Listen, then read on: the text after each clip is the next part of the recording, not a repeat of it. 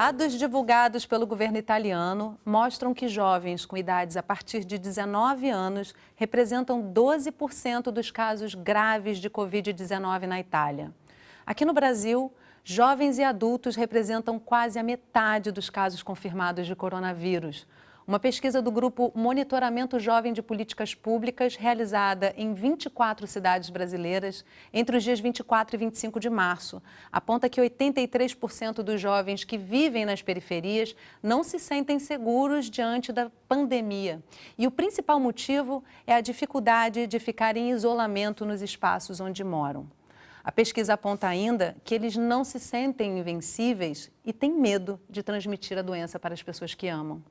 Quais são os principais desafios que a pandemia e a necessidade de isolamento social trazem para a juventude?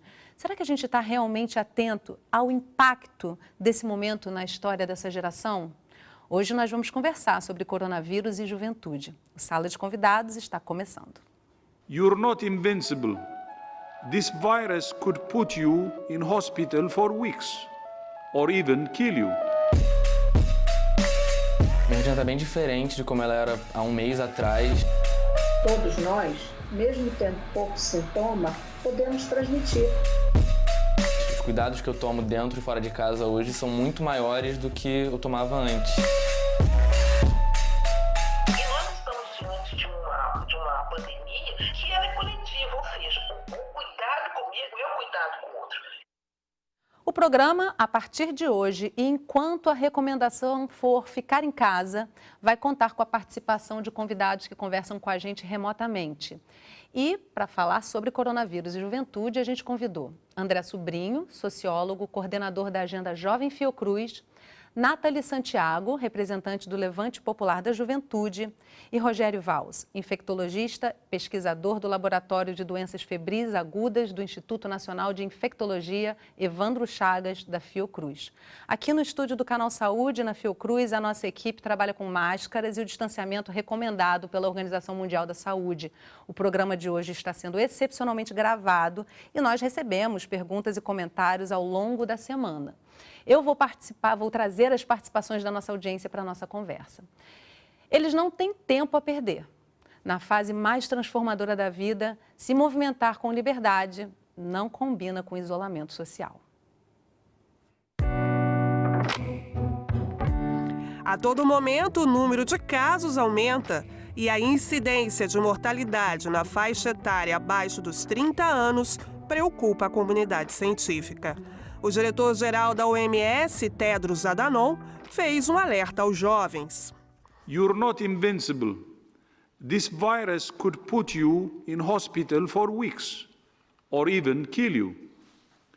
Even if you don't get sick, the choices you make about where you go could be the difference between life and death for someone else. A mensagem reforça que os jovens não estão imunes. E mais, a vigilância com os cuidados vai além da saúde pessoal. Quanto a isso, a psicóloga Cecília Santos lembra que é importante redobrar a troca de informações sobre os riscos. Essa sensação de invulnerabilidade, essa sensação de que eu posso tudo por ser jovem, por ter 20 e poucos, 30 e poucos anos, nesse momento é a pior coisa que pode acontecer, porque essa sensação de que comigo nada acontece, porque leva com que essa pessoa tenha uma tendência a ter menos cuidados consigo próprio. E nós estamos diante de uma pandemia que ela é coletiva, ou seja, o cuidado comigo é o cuidado com o outro. O risco da doença está atribuído ao enfraquecimento do sistema imunológico com a idade, associado à comorbidade, alguma doença pré-existente. No entanto, hospitalização e terapia intensiva podem ocorrer com qualquer pessoa, inclusive com perfis atléticos e saudáveis. E aí, especialistas defendem que a grande questão em relação aos jovens é a transmissão. Um jovem saudável, muito provavelmente, terá a doença de forma leve, como solem ser 80% dos casos da Covid-19, e vai se curar, inclusive pode tê-la sem saber que tem, porque os sintomas serão muito discretos. Isto não quer dizer que ele não seja um agente transmissor. Por quê? Porque as pessoas, todos nós, mesmo tendo pouco sintoma, podemos transmitir. Esse é que é o risco dessa doença. Que não tem fronteira nem limite. Nos Estados Unidos, atual epicentro da doença, os que estão entre 20 a 44 anos representam 29% dos casos confirmados. Deste contingente, 20% estão hospitalizados e outros 12% no centro de tratamento intensivo. Dados estatísticos da última semana de março. Por aqui, no Brasil, isso também assusta. De acordo com a pneumologista Margarete Dalcomo, o número de jovens acometidos pela Covid-19 pode ser altíssimo por conta da característica populacional do país. Nós temos uma população predominantemente entre a segunda e a quarta décadas de vida. Nós temos milhões de pessoas que vivem em comunidades. E é nessas comunidades que a transmissão pode se dar de maneira muito, digamos assim, colocando em risco muitas vidas que não são pessoas idosas, são pessoas predominantemente jovens. Mas a conscientização dos jovens pode fazer a diferença. É o que percebe a psicóloga Rita Ludick. Essa questão da conscientização, tanto de idosos quanto de portadores de doenças crônicas, né, pessoas que hoje sim teriam que ficar por uma questão de prevenção, no isolamento físico, então, e a relação do jovem com esse entendimento, no meu ponto de vista, ela está muito clara, ela é muito transparente, ela é muito objetiva, ela foi feita assim de uma forma linear. E olha aí como temos bons exemplos. Eu não lido com idosos, mas eu amo muito a minha avó e eu não posso visitá-la por precaução, sabe? Mas creio que isso vai passar logo logo. Tenho tomado mais cuidado com relação à higiene, né? Tenho ficado bem receoso, né? Quando vou à rua e volto, né? Pois o medo de contaminação é bem grande. Eu não saio de casa desde o início, não fui na rua nenhuma vez. As pessoas aqui em casa também não estão indo, só estão indo se for necessário. Estamos tentando manter ao máximo a higiene, sempre álcool em gel, todas essas coisas que estão sendo sugeridas na mídia. E eu espero que todo mundo faça a mesma coisa pra gente conseguir acabar com essa situação o mais rápido possível. É isso aí, gente. Beijo. Gente, primeiramente, muito obrigada por participarem do programa hoje, à distância, como se deve nesse momento, né? Rogério, eu quero começar com você comentando aí a fala do Tedros Adhanom sobre a invencibilidade do jovem, né? Como é que você vê o panorama da questão do coronavírus com a juventude no Brasil e essa sensação de invencibilidade, se você concorda com isso, e a infectologia no geral, né? O jovem se sente muitas vezes alheio a essa possibilidade de ser infectado por uma doença mais grave. Você concorda com isso? Eu acho que a Nathalie e o André podem falar melhor desse sentimento do jovem, né? Eu já estou um pouquinho avançado aí na idade, mas eu acho que isso é um sentimento, né? Faz parte do ser jovem, né? Esse arriscar, testar limites. Eu acho que isso daí, sem dúvida. Mas eu achei os depoimentos muito bonitos, assim, eles tentando ajudar, né? Colaborando com as pessoas mais idosas, colaborando com o isolamento das pessoas mais idosas. Acho que os outros podem falar melhor do que eu nesse aspecto. Então vamos lá, Nathalie, comenta um pouquinho essa fala do Tedros Adhanom, o que você acha e como é que você vê essa perspectiva no Brasil, né? As falas realmente vão contra essa visão dele, né? De fato, para a juventude, né, é um momento onde a gente sente que está um pouco mais seguro com essa pandemia. Mas, ao mesmo tempo que a gente tem sentido, eu falo por mim, mas acho que por todas as pessoas que eu tenho conversado, também no processo que a gente tem construído da campanha de solidariedade, Nós por Nós, aí pelo Brasil, a gente tem sentido que a juventude está bem preocupada e querendo contribuir, né? O que acontece muito na nossa realidade são dois problemas. Um é que existe uma disputa sobre informações na nossa sociedade já há muito tempo. Então, é muita fake news, é muita informação truncada sobre o próprio isolamento social. Então, hoje, fazer um trabalho de conscientização, que a juventude, a gente sabe, tem um acesso mais fácil à internet, é fundamental, porque por mais que tenha acesso mais fácil à internet, também na internet circula muita mentira, né? O próprio nome da Fiocruz, às vezes, o pessoal está utilizando e tem hoje um processo muito bacana da Fiocruz de passar, de dizer o que é fake news, o que está sendo colocado que é mentira e tal. Então, existe hoje um processo na sociedade de desinformação que, inclusive, infelizmente, nosso presidente, inclusive, contribui com isso, né? É um absurdo. Então, a juventude, às vezes, passa por isso e a gente tem feito um trabalho muito importante junto com a Fiocruz, o Levante, enfim, várias instituições estão ali trabalhando para passar informações corretas para a sociedade, para poder conscientizar. E o outro problema também é a realidade do jovem brasileiro. A gente já tem problemas antigos na nossa realidade, né, que envolve as favelas, que tem aglomeração, né, as pessoas morando em poucos cômodos, um desemprego, uma dificuldade, né, para a juventude se manter. Então, assim, não é fácil a vida do jovem também. Isso nos coloca também em situações de risco, de ter que, temos menos condições, né? Uma saúde talvez que nos permita agir um pouco mais, sair de casa e tal, acaba que às vezes é empurrado para isso. Mas se a gente dá condições, eu acho, para essa juventude ficar em isolamento social e se cuidar e cuidar da família, a gente tem visto várias experiências muito positivas de muito cuidado da juventude com os seus idosos, enfim, com a sociedade como um todo, né? A gente tem um papel importante nesse momento, que é cuidar dos outros, ser solidário, mas também ser responsável, né? Eu acho que a juventude geral tem pensado assim. A própria pesquisa que você citou apresenta esses dados, Com né? certeza. André, fala um pouquinho para a gente sobre a agenda Jovem Fiocruz. Vocês também fazem um trabalho conjunto com o Levante, né? Como é que você percebe esse momento e a importância da participação realmente desses movimentos para trazer essa juventude que se sente ansiosa também nesse momento, né?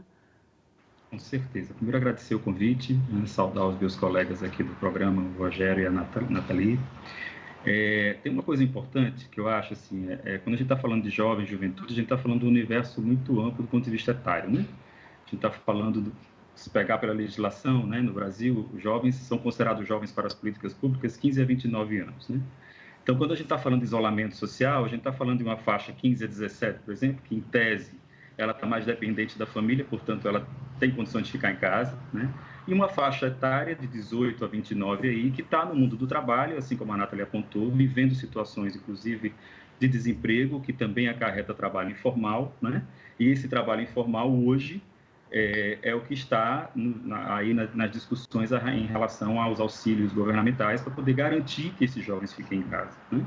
Então, assim, tem um desafio duplo da juventude aí, que é esse desafio de estar dentro de casa, e essa faixa etária de 15 a 17, 18 anos, ela tem possibilidade em função, né, do nível de dependência familiar, mas um desafio para essa juventude trabalhadora, nos trabalhos informais, que dependem da circulação, da mobilização, vê aí as ocupações de postos de trabalho ligados, por exemplo, a serviços, a entrega, né, todas essas aplicativos, etc., de transporte, enfim.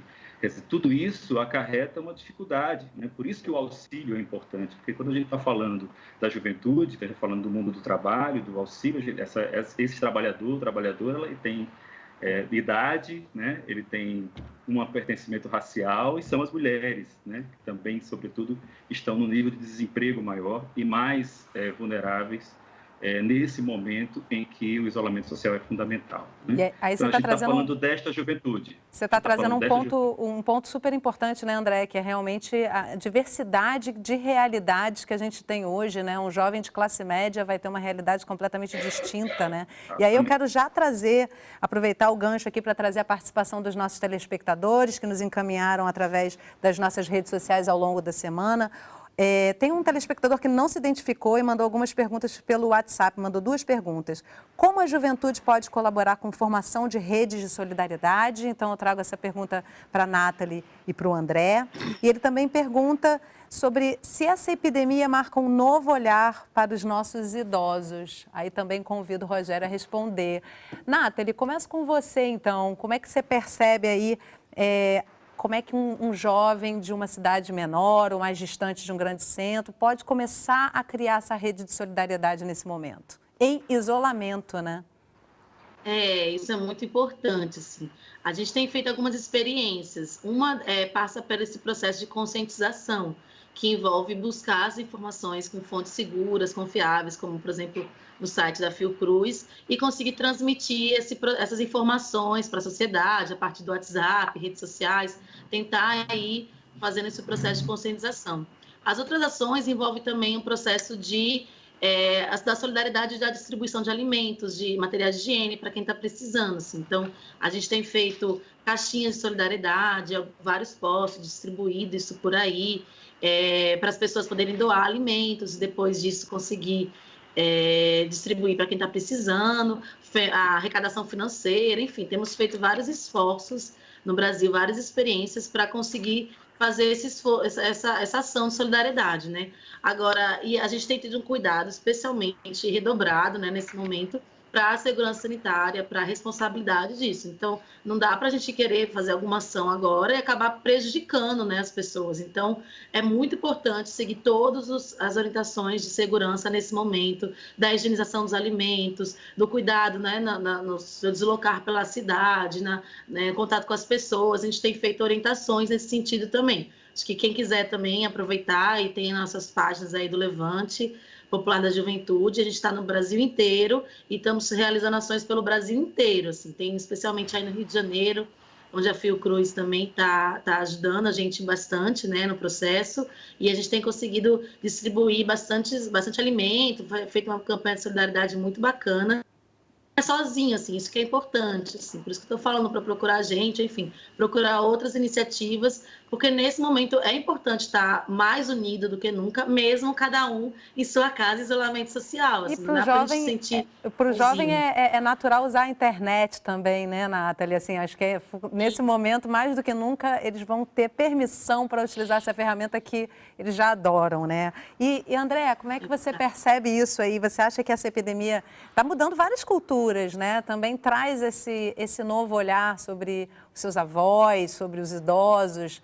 Como é que você percebe isso? Impressionante, Yasmin, assim, acho que foi um ganho também nessas matérias, né, iniciais e na sua fala inicial, quer dizer, é um desafio, acho que o coronavírus traz ele eclode aí uma situação que a gente vem discutindo, mas que ele potencializa a partir, inclusive, da sua própria repercussão, né, quer dizer, a solidariedade geracional, né, a gente vê, é muito interessante. Eu vi um meme esses dias, desses que a internet às vezes faz com que a gente dê risada numa situação difícil, né, que o velho é o jovem que deu certo, ou seja, é aquele jovem que conseguiu viver, que conseguiu, né, seguir a sua trajetória de vida, e agora é exatamente o momento de estabelecer o cuidado. Mas esse cuidado também, e é muito interessante ver isso nas relações geracionais, sobretudo familiares, né, que a gente vê que nessa imagem que a sociedade coloca desse idoso, que está debilitado, né? Quer dizer, são os idosos, os velhos, inclusive, que são muito arrimos de família, numa situação em que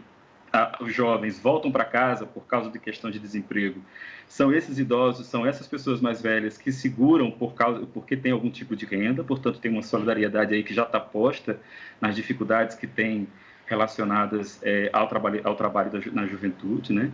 E, ao mesmo tempo, é um olhar também mais generoso no sentido desse cuidado, digamos, intergeracional, né? Eu tenho apostado muito de que esse momento vai ajudar a gente a compreender mais essa cooperação entre gerações, né, nesse sentido. E a discussão sobre todos nós estamos em processo de envelhecimento, então, na verdade, cuidar do velho hoje significa também cuidar do nosso processo de envelhecimento. Com né? certeza. Então, acho que esse é um momento, eu acho, importante dessa geração de aprendizado, do ponto de vista de que esse momento agudiza, né, esse olhar. Rogério, eu tenho aqui uma pergunta também da participação pelo Facebook do Kleber Oliveira. Ele diz assim, pode parecer estranha minha pergunta, mas se dizem que o vírus fica no chão, quando um carro passa com deslocamento do ar, o vírus não seria também deslocado, podendo infectar também quem caminha na calçada, ou mesmo quem estiver de vidro aberto em um carro que vem atrás? Guardadas as devidas proporções, o deslocamento do ar não funciona como um grande espirro propagador? Eu acho que a gente está chegando nesse ponto, né? Que a gente não sabe. O carro de espirro era engraçado. É demais, né, Roberto? É demais. Assim, eu acho que a gente tem que ter cuidado, a gente tem que ter os cuidados que estão sendo ditos, né, e já são bem conhecidos em relação a doenças de transmissão respiratória, que são os cuidados com as secreções, né, espirros, tosse, isso especialmente em locais sem circulação de ar, né, locais fechados. Eu estou muito preocupado quando a gente está falando dos idosos, os nossos mercados, na região onde eu moro, não existe as pessoas estão muito preocupadas em montar aquelas encomendas para o delivery, aqueles profissionais montando aquelas encomendas e, assim, no meio da população ali do mercado, não existe uma preocupação com o trabalhador lá que está no meio daquela situação, não existe uma preocupação com a população que está circulando ali, uma lotação, né, recomendar para um sistema mesmo de alto-falante, né, vamos respeitar o espaçamento, vamos, né, e o trabalhador que está ali, que não sai daquele espaço confinado ali do mercado, tem que usar equipamento de proteção individual, né? Eu acho que tinha que começar a se pensar nesse tipo de coisa. Eu acho que essas é que são as questões principais. Eu acho que o espirro do carro ele não é importante, sabe? Ele não a transmissão, apesar do vírus ser novo, o modo de transmissão desses vírus respiratórios é muito conhecido. E o modo de transmissão é essa questão de aerossol de gotículas em espaços confinados, fechados, e o cuidado com roupas, com as mãos, né? Então, todo o trabalho que incluiu, né, proteção da transmissão aérea, com higiene, né, com álcool, gel, com muita água e sabão, são as experiências que tiveram êxito. Essa questão de você se preocupar com o carro que está passando, o sapato, tudo bem que você chegue em casa, né, separe o teu sapato, eu acho que é uma medida legal, se você puder botar uma substância tipo lisoforme, bom, entendeu? Mas realmente o que vai fazer a diferença é isso, né? Evite manter-se isolado, evite espaços confinados, aglomeração, e lave muito a mão, evite levar a mão ao rosto, para mim, às vezes, por exemplo, aqui, que eu acho que eu estou meio desconfortável, eu já fiquei querendo coçar aqui meu nariz, já fiquei me controlando aqui para não coçar o meu nariz e tal. Eu acho que essas são as medidas principais, né? Agora, assim, é interessante também a fala da Cecília Santos, que é a psicóloga que aparece na matéria. Ela fala que o cuidado consigo é o cuidado com o outro. E aí a gente vai falar de uma fase da vida em que realmente se é displicente com a ideia do lavar as mãos várias vezes por dia, né? Quem nunca, quando jovem, deixou passar várias oportunidades de fazer essa higienização básica aí. Mas o que a gente está vendo pelo depoimento dos jovens, né, e pelo que a pesquisa demonstra também, é que sim, esse jovem está disposto a amadurecer nesse sentido, nesse momento, já que para ele talvez o risco não seja tão grande, para cuidar do outro, né? Vou convidar você a fazer esse comentário, André. Eu acho que como eu falei no início, quer dizer, agora há pouco, né? Quer dizer, o momento do coronavírus agudiza alguns processos, inclusive esses processos, digamos, dessa educação familiar mais básica, né? Da higiene. Né? Eu percebo isso até no meu núcleo familiar mesmo, né? Quer dizer, o reforço do cuidado a partir né, de lavar as mãos, cuidado de quando chega em casa, cuidado com a roupa, etc. Tudo isso potencializa diante do risco, né? Do risco iminente, que é um risco também para todos nós, né?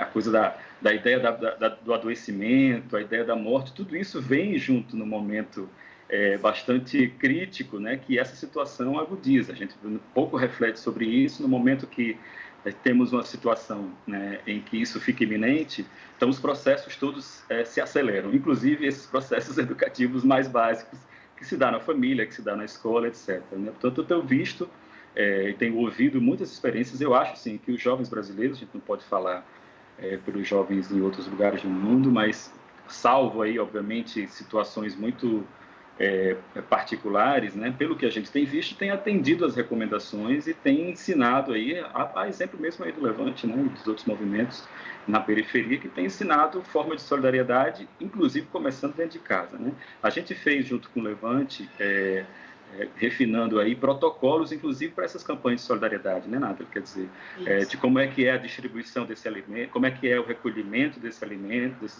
desses insumos que estão sendo doados, como é que é a distribuição. Então, todos esses cuidados também são importantes nesse momento de campanha. Bom, vou trazer aqui mais uma participação da nossa audiência, gente, que já também motiva a contribuição da Nathalie e até do Rogério também para essa discussão anterior.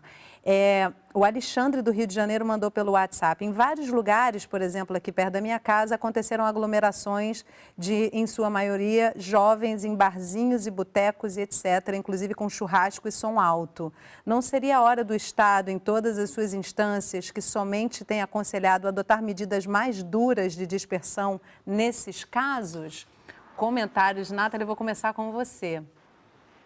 Eu acho que isso que ele coloca, o Estado, é uma coisa importante também que a nossa geração tem começado a entender diferente.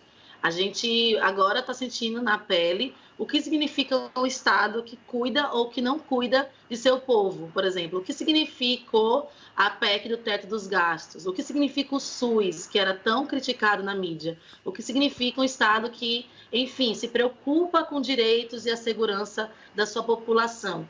Eu acho que esse debate sobre um Estado que está mais preocupado com o lucro de alguns empresários, com a economia, enfim, de modo geral, ou um Estado que está mais preocupado com a vida, né, com os direitos do povo, com a sobrevivência da população, né, e o bem-estar, inclusive, da população. Esse debate que eu acho que a juventude, acho que todo mundo tem se feito. Nossa, mas espera aí, por que serve o SUS mesmo, se não é para nos salvar? E olha a importância do brasileiro ter hoje um sistema universal de saúde. Olha a importância que é um Estado, um governo, se preocupar ou não com o bem-estar dessa população, né? Então, acho que essa reflexão sobre o tipo de Estado, tipos de governo, sobre para que serve, afinal de contas, um governo... Que intervenção é essa, né? Qual é a intervenção desse Estado, né? Exato, e é muito preocupante que, de fato, a intervenção do Estado venha apenas na questão da violência. A gente tem refletido muito sobre isso. O pior dos mundos para a gente é depois de não ter conseguido avançar muito em medidas de segurança sanitária para a população, especialmente nas periferias, né, que não tenham conseguido ter um processo de conscientização, exemplo, né, dos nossos governantes aí, e um fortalecimento sobre a questão do isolamento social, conscientização disso, que deve vir por parte do Estado, inclusive, né, depois disso tudo, né, a gente poder vir com o Estado para reprimir, para obrigar a ficar em casa. Então, assim, vamos trancar, por exemplo, as favelas e deixar que se morram ali e fiquem ali trancados, né? Esse que é o pior dos mundos que pode acontecer, assim. Então, acho que tem que vir o Estado que tenha um processo de conscientização, que tenha um processo de garantia de direitos, né? Tanto da questão da possibilidade de não ir trabalhar, e a questão da renda básica agora é uma vitória muito grande. E a gente tem precisado divulgar e ajudar as pessoas a acessar esse recurso, mas, sim, acho que o caso é se o Estado conseguir avançar para garantir o isolamento social máximo, seria o melhor dos mundos. A gente acha que isso deve acontecer, mas não deve acontecer da forma de uma repressão e trancafiamento de pessoas em situação de vulnerabilidade, né? Enfim, a míngua, né? Sem garantia de direitos, sem garantia de nenhum outro processo, enquanto outras pessoas estão tendo esse acesso. Então, tem exemplos, por exemplo, na Itália, de alugar hotéis para que as pessoas possam ficar. Então, a gente tem feito esse debate. Vamos garantir espaços, né, para as pessoas poderem ficar em isolamento, e essa mudança de cultura acontece gradualmente, infelizmente, talvez não na velocidade que a pandemia exige, né? Mas acontece. Rogério, eu tenho perguntas para você, mas eu preciso fazer um intervalo super rapidinho. Já voltamos no próximo bloco com perguntas e o seu comentário sobre essa questão que foi colocada aqui. Então, Sala de Convidados faz um breve intervalo, mas não sai daí que a gente volta já.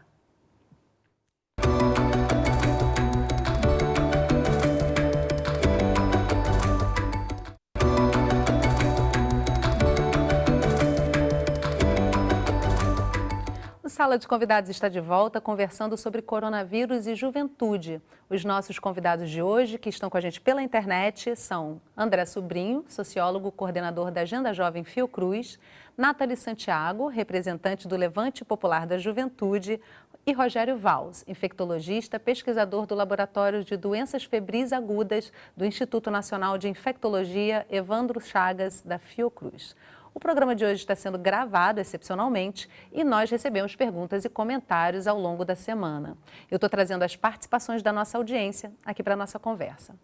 Em casa, mas não tão isolados assim. Os jovens já estão se adaptando às exigências da pandemia.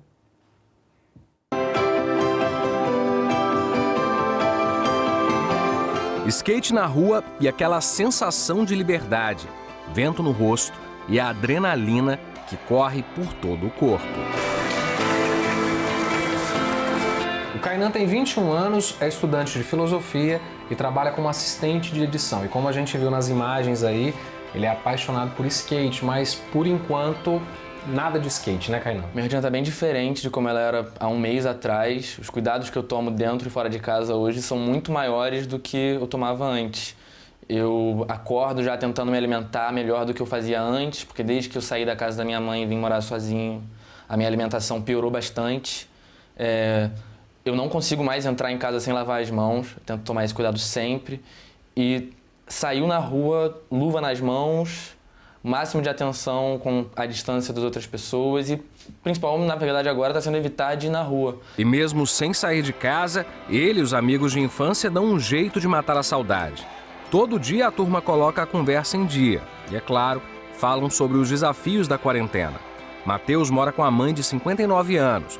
Ele tem feito compras de supermercado e resolvido questões de trabalho fora. E o que está mais difícil para ele nesse momento é segurar aquele abraço apertado que não pode ser dado.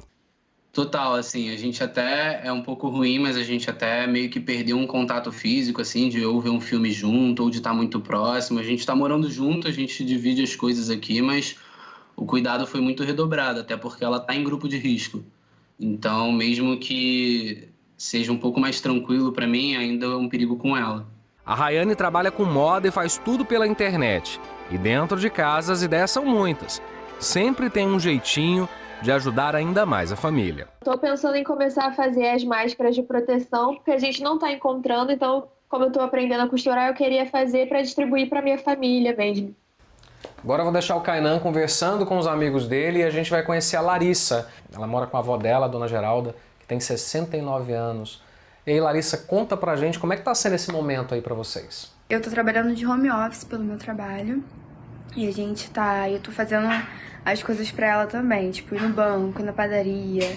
Então eu tô deixando ela sossegada em casa e todas as vezes que eu saio na rua, o mesmo cuidado, lavar as mãos, trocar de roupa, passar álcool em gel. A gente tá deixando os chinelos fora de casa, a gente tem os chinelos do coronavírus e eles ficam na porta de casa e a gente usa ele, vai na rua, usa ele e deixa na porta de casa pra não contaminar, pra não trazer sujeira aqui pra dentro de casa. E por aqui, nem o Joca, o cachorrinho da família, escapa. Saiu de casa, só entra limpinho.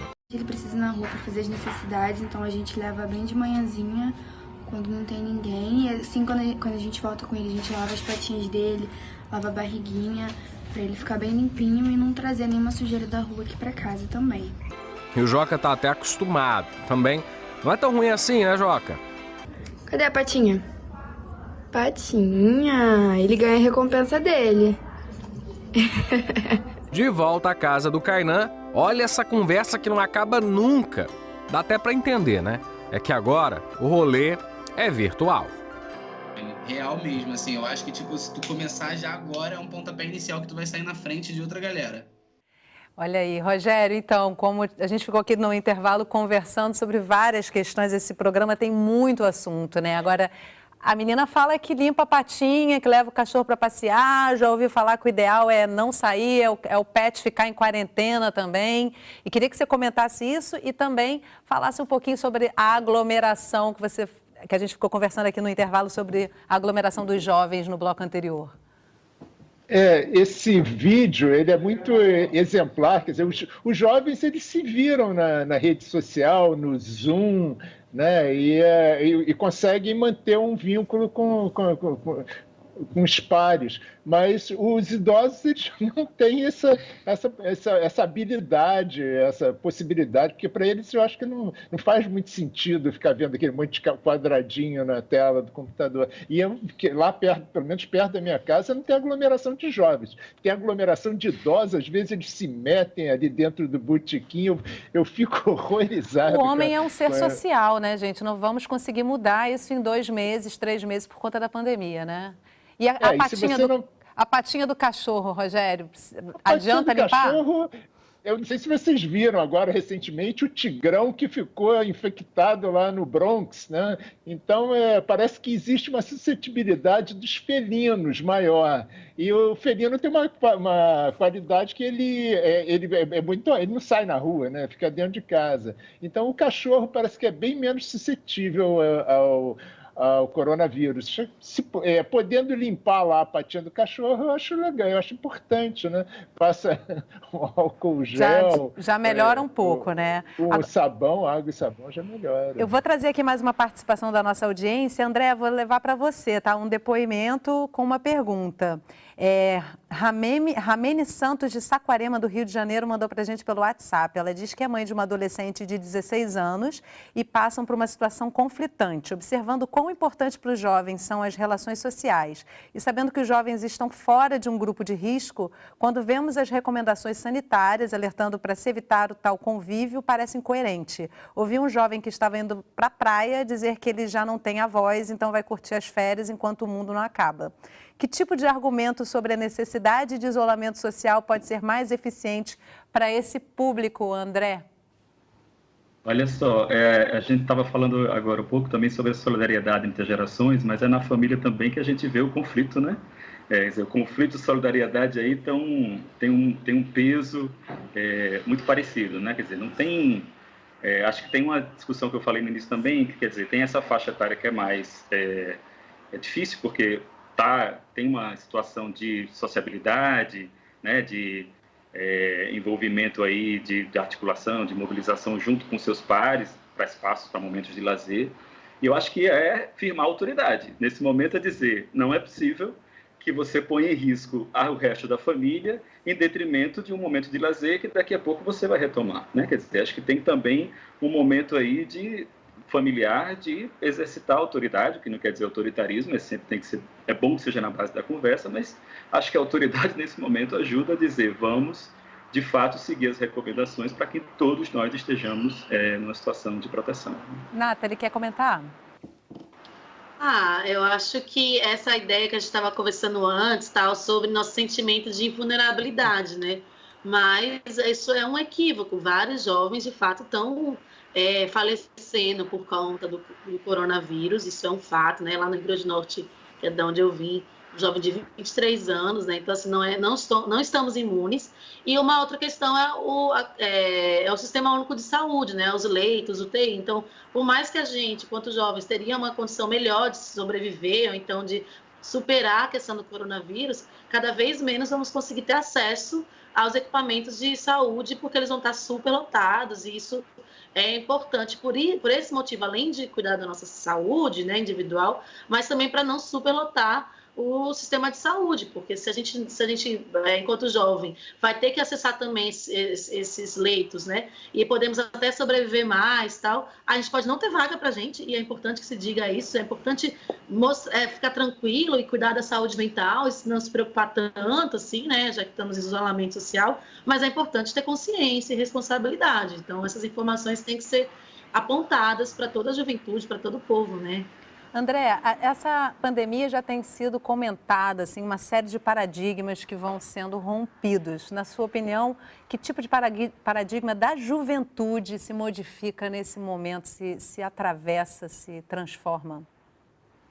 Eu acho que tem uma coisa importante que é assim, eu acho que, como o Rogério falou, né, eu tenho visto muitos jovens mais em casa e os idosos que estão saindo. Acho que tem uma inversão também do ponto de vista desse estigma, né?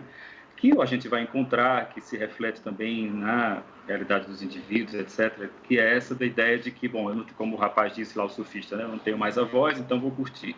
Isso é verdade? Ele reflete um individualismo na sociedade que não é só atributo da juventude, é o atributo da nossa sociedade que tem sido cada vez mais individualista. Então, os jovens também refletem isso. Mas também tem um nível de solidariedade que tem exemplos inúmeros. Então, acho que tem um paradigma importante para a gente vencer em relação frente, né, coronavírus e juventude, que é evitar, né, repensar um pouco quando a gente reproduz alguns estigmas e representações sobre a juventude, de que ela é irresponsável, de que ela não se mobiliza, de que ela não se cuida, de que ela não cuida do coletivo, né? Quer dizer, a gente tem visto exemplos inúmeros de que é isso. Os jovens estão se mobilizando para a campanha de solidariedade, jovens estão aí dizendo aos seus mais velhos em casa, fique em casa, que eu estou em casa e vamos todos nos proteger, ou seja, é evitar alguns tipos de perpetuação, né, de reprodução de estigmas que essa juventude aí, a partir desse momento, a gente está vendo, tem diversidade, reflete aí situações que são individualistas, mas, sobretudo, também reflete situações de muita solidariedade geracional, companheirismo, parceria, mobilização social. Bom, eu quero trazer duas perguntas aqui da nossa audiência, de novo, para o Rogério.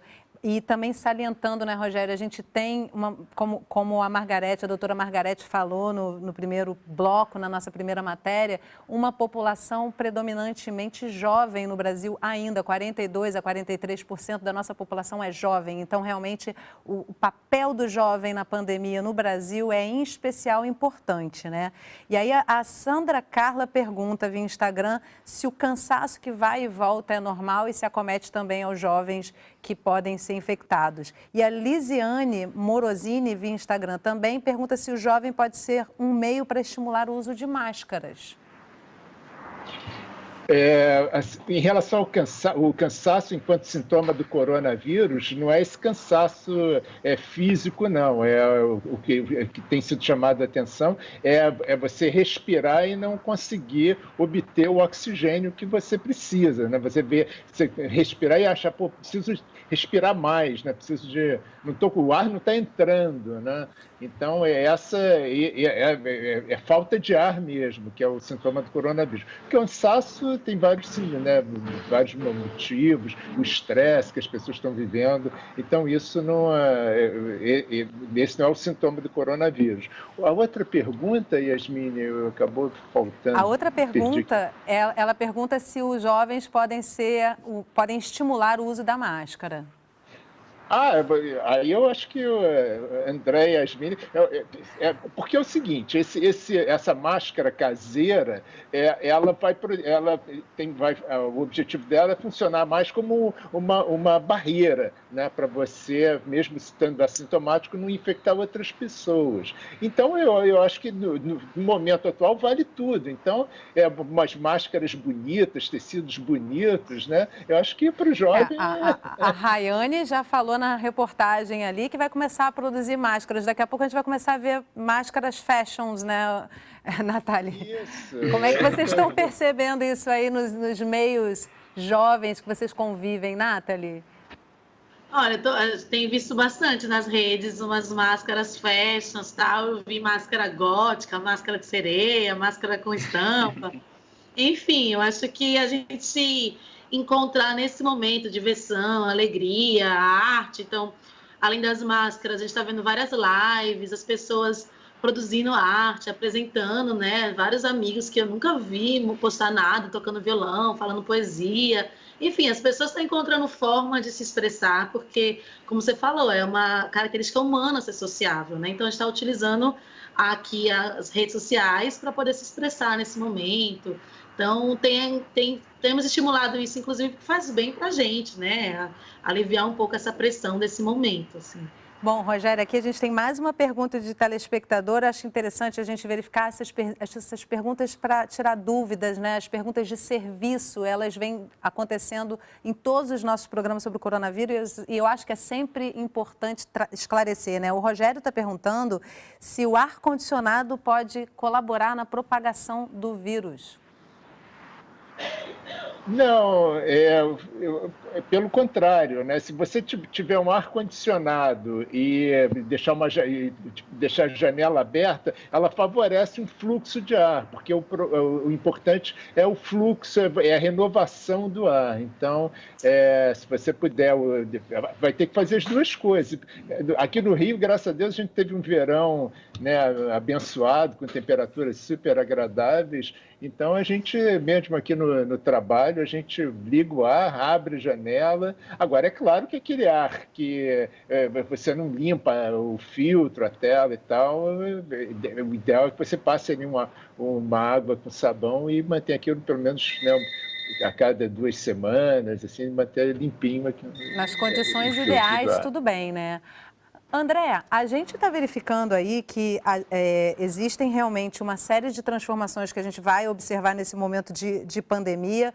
E eu perguntei no início do programa, né, na abertura do programa, eu falo, será que a gente está se preocupando, observando realmente os impactos dessa pandemia nessa geração? E uma das questões que se coloca é a questão da saúde mental, né? A questão da ansiedade, a questão da depressão, que já começa também a ser uma temática comum. Queria que você trouxesse o teu olhar sobre como é que a gente pode lidar com isso, reduzindo impactos para o futuro.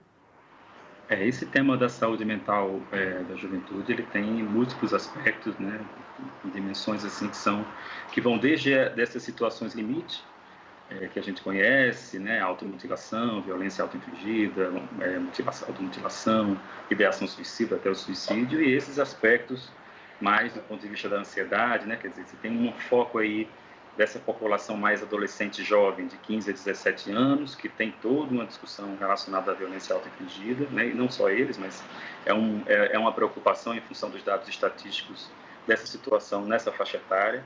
E a gente tem discutido na agenda jovem também uma repercussão na saúde mental que tem a ver com a ideia de futuro, né? Ou seja, de como é que os jovens pensam o futuro, um futuro incerto relacionado, né, aquela visão clássica que a gente tinha de educação, favorece a mobilidade para o trabalho, do trabalho a gente reproduz, né, a família e se causa, tem independência, autonomia, quer dizer, a gente está vendo que isso está absolutamente borrado, né, essa condição juvenil contemporânea, e isso produz ansiedade, tem uma expectativa de que terá trabalho. A gente falou também no início do programa em relação à dificuldade...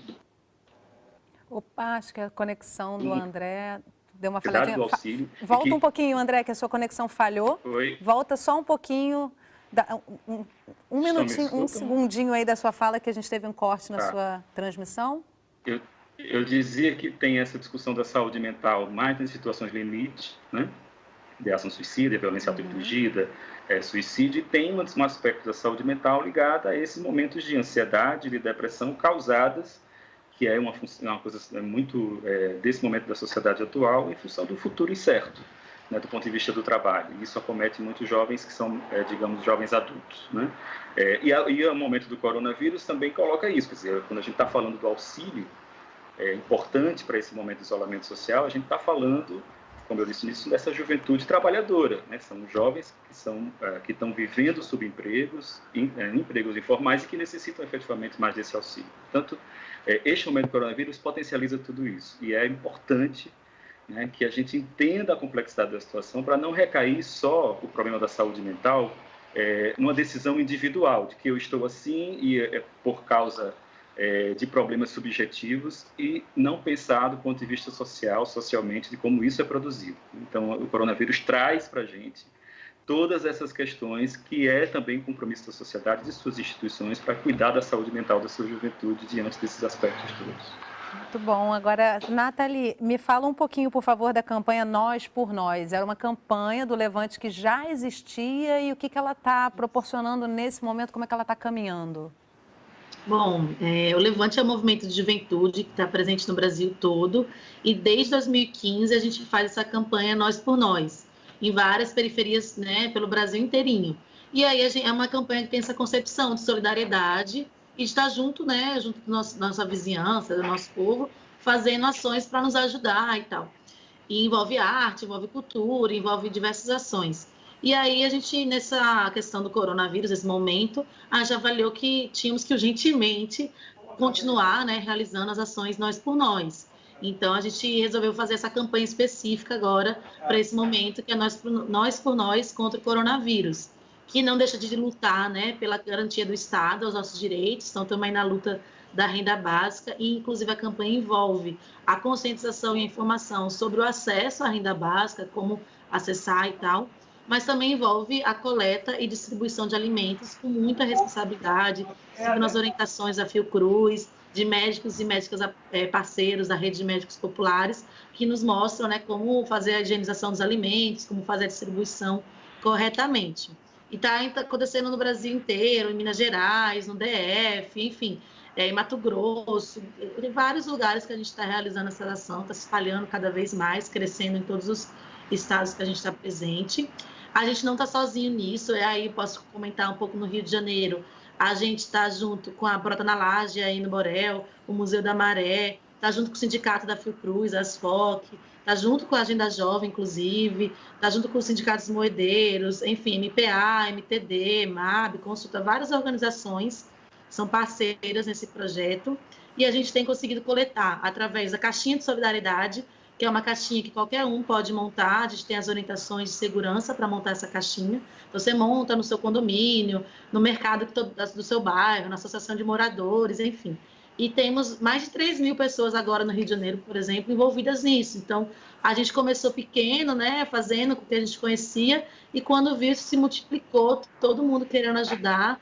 A gente explica direitinho como faz, para não ser algo que vai contaminar as pessoas. Então, tem as medidas de segurança. E também arrecadando dinheiro com uma caixinha virtual. A gente arrecadou no primeiro ciclo, né, do processo aí no Rio de Janeiro, R$7 mil. E com isso a gente montou 100 cestas básicas. Já distribuímos 80, porque tem esse processo de higienização e tal. A gente está no processo junto com o Cerro Corá, no Guarapes, Manguinhos, na ocupação Vitor Janotti. Então, por enquanto, estamos nesse processo, mas estamos crescendo aí no Rio. Até porque esse tipo de processo está sendo super urgente e necessário nesse momento, né, Nathalie? Importante que isso só progrida, e aproveitando também esse momento que a pandemia traz um olhar com mais compaixão, um olhar para o próximo, como a gente está vendo do próprio jovem, né? Eu queria trazer aqui para vocês uma reflexão que foi enviada pelo telespectador Hamilton José Amorim Rezende, de Goiânia, pelo WhatsApp. Ele começa dizendo: bom dia, eu parabenizo a todos pelo tema de hoje. São muitas as reflexões que a pandemia nos proporciona. Primeiramente, precisamos da juventude viva, não podemos perder nenhum jovem. Utilizo a metáfora do pote vazio para expressar minha percepção do momento. O planeta transbordou e está vazio. Temos, portanto, a oportunidade de enchê-lo com princípios e valores que ajudarão na sustentabilidade do planeta. E aí eu queria trazer para vocês essa reflexão, né? O coronavírus é um resultado, Rogério, como é que, começando aí pelo olhar científico, né? O coronavírus, essa pandemia, é resultado do quê? E vem nos trazer que mensagem para a juventude, que é o futuro da nossa história?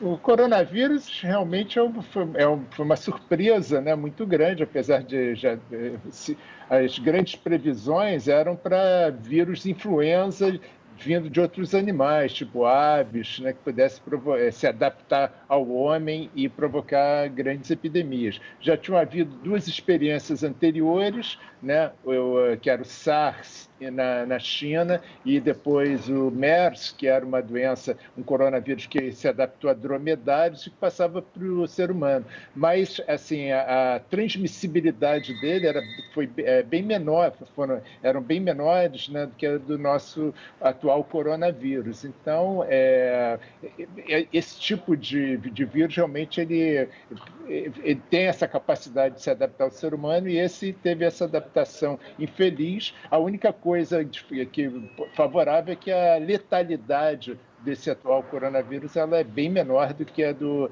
SARS e do MERS, né, que é esse coronavírus do Oriente Médio. Que bom, que menos mal, vamos dizer assim, né? André, eu queria trazer para você essa questão, assim, como é que você vê que resultados aí, falando de sociedade, né? De onde vem esse resultado e como é que você pensa em perspectiva de futuro para essa juventude diante do que se coloca com essa pandemia, né? Eu acho que tem um importante, de novo eu reforço, né, quer dizer, essa parceria intergeracional, né? A gente está vivendo esse momento, seja no núcleo mais restrito ali das nossas trajetórias, que é o núcleo familiar, né? Seja do ponto de vista social, né? Dos grupos comunitários, da sociedade, das suas instituições, né? Na verdade, assim, uma sensação de que o coronavírus coloca, né, nessa coisa da iminência do adoecimento, na iminência da morte, é de que estamos todos no mesmo barco. Cada geração, né, vivendo, olhando para este momento de maneira distinta a partir das suas trajetórias, a partir das suas referências, né, mas que, diante da pandemia, estamos todos no mesmo barco, né, estamos todos enfrentando um desafio comum, né. Muitas vezes combinam-se os desafios a partir das trajetórias distintas, geracionais, mas estamos todos vivendo um momento comum, portanto, um desafio comum que precisa ser vencido por todas nós, né? Então, acho que essa reflexão sobre repensar os conflitos geracionais e, ao mesmo tempo, reforçar a solidariedade geracional, me parece, né, porque se tem uma coisa assim do jovem do futuro, o jovem está vivendo este momento presente, né, com todas as suas dificuldades, com esse desafio, né, a geração mais velha também, as gerações intermediárias, que é aí essa faixa etária dos 40 e poucos anos, né, estamos todos vivendo este momento de maneira distinta, mas desafiadora de forma comum, né? Então, tem até um verso da Adriana Calcanhoto muito interessante, que é uma música dela chamada Velhos e Jovens, né? Jovens e Velhos, né? Que diz assim: antes de mim vieram os velhos, os jovens vieram depois de mim. Estamos todos no meio. Quem chegou e quem faz tempo que veio, ninguém no início ou no fim, né? Antes de mim vieram os velhos, os jovens vieram depois de mim e estamos todos aí. Então, acho que é um pouco essa reflexão de que estamos vivendo um momento intergeracional de um desafio comum e que eu acho que é um aprendizado para esse momento para todos nós. Bom, infelizmente, nosso tempo está terminado. Eu quero agradecer muito. Eu vou encerrar com essa fala do André, que eu acho muito rica, né? Realmente fica uma mensagem ótima para quem está nos assistindo. Eu quero agradecer muitíssimo a vocês pela participação, pela presença de cada um de vocês. Muito obrigada, gente. E obrigada a você que acompanhou o programa de hoje. Se quiser rever ou compartilhar esse programa, ele fica disponível no site do Canal Saúde. E eu espero você na nossa próxima conversa. Até lá!